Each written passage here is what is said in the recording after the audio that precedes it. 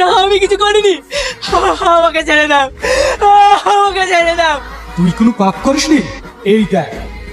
বিসমিল্লাহির রহমানির রহিম। কুল হুয়াল্লাহু আহাদ, আল্লাহুস সামাদ, লাম ইয়ালিদ ওয়া লাম ইউলাদ ওয়া লাম ইয়াকুল লাহু কুফুয়ান আহাদ। বিসমিল্লাহির রহমানির রহিম। ইন্না আতাইনাকাল কাউসার ফাসাল্লি লিরাব্বিকা ওয়ানহার। এই বাড়িতে যদি একদিনও শান্তিতে থাকতে পারি, সারাদিন কাজ করেছি, রাতে যে একটু শান্তিতে ঘুমাবো সেটাও আর হয়ে ওঠে না। আব্বা, আব্বা, কি হয়েছে? কি আর হবে, রোজকার মতো সে একই কাহিনী। একটু যে শান্তিতে ঘুমাবো সেটাও আর হয় না। ভোরবেলা উঠে কি লাগিয়েছে দেখেন। মেয়েটা যে এত বেহায়া, রোজ রোজ এত নিষেধ করার পরেও কথা শুনে না। দেখো আব্বা, সারাদিন অফিস আদালত করে বাড়ি এসে করে এসব ঝামেলা আমার ভালো লাগে না। ওদেরকে আলাদা করে দাও, ওর অন্য ঘরে থাকুক। হ্যাঁ আপনি তাই করেন। এর আগেও আমি একবার বলতে গিয়েছিলাম, ওই গায়া মেয়েটা আমাকে উলটপালট কথা শুনিয়েছে। আপনি কিছু একটা করেন, নাহলে কিন্তু আমরা এই বাড়ি ছেড়ে চলে যাবো। আচ্ছা ঠিক আছে, তোমরা ঘরে যাও, আমি দেখছি। বৌমা, বৌমা, হ্যাঁ আব্বা, কিছু বলবেন? তুমি কি লাগিয়েছো বলো তো? আমাদেরকে এতটুকু শান্তিতে থাকতে দেবে না? আমি আবার কি করলাম? ওরা যে সারাদিন পরিশ্রম করে একটু ঘুমায়, সেটুকু তোমার সহ্য হয় না? ভোরবেলা উঠে কি সব হাবি যাবি বলো?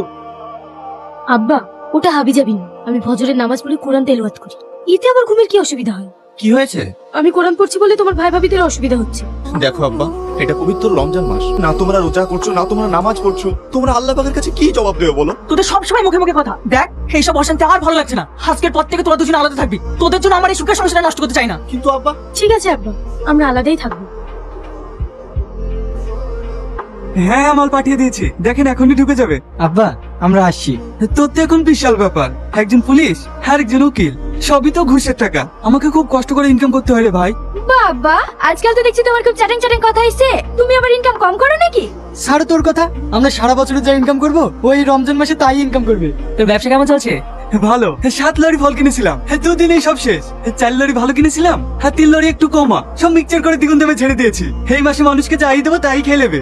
দেখ ভাই, এটা পবিত্র রমজান মাস, এই মাসে মানুষকে না ঠকিয়ে তুই যদি ফলগুলো একটু কম দামে দিতে পারিস, তাহলে গরিব বড় লোক সবাই কিনে খেতে পারবে। আর এত লাভ করে কি হবে রে? একদিন তো সবকিছু ছেড়ে চলেই যেতে হবে। দেখি সব্বা, তোমার ছেলে মুখে মুখে কথা, বড় ইমানদার ব্যক্তি হয়েছে। এত কাজ থাকতে 5,000 টাকা যায় মাদ্রাসায় ছেলে মেয়ে পড়াতে। যদি আমার ব্যবসাতে হেল্প করে, তাহলে ওকে আমি মাসে 30,000 টাকা করে দিতে পারি। আমি এমনি ঠিক আছে, তুই মানুষ ঠকিয়ে পাপের পথের টাকা আমার দরকার নাই। কি গো, ম্যানেজ করতে পেরেছো? না, ডাক্তার বাবু বললেন 1 ঘন্টার মধ্যে যদি ও নেগেটিভ রক্ত না পাওয়া যায়, তাহলে আমার বাবুকে বাঁচানো যাবে না। কি হয়েছে আপনার ছেলে? আমার বাবু অ্যাক্সিডেন্ট করেছে। আমার বাবুকে বাঁচানোর জন্য 1 ঘন্টার মধ্যে ও নেগেটিভ রক্ত প্রয়োজন। আমার অনেক রক্ত। আমি তো রোজে আছি। আপনি রক্ত দিন। আপনার রক্ত দেওয়াতে যদি একটা ছেলের প্রাণ বাঁচে, তাহলে আপনি রক্ত দিন। যান। চলেন। আপনাকে যে কি বলে ধন্যবাদ জানাবো, আমি ভাষা খুঁজে পাচ্ছি না। এতে ধন্যবাদ দেওয়ার কি আছে? একজন মানুষই তো আরেকজন মানুষের পাশে দাঁড়াবে।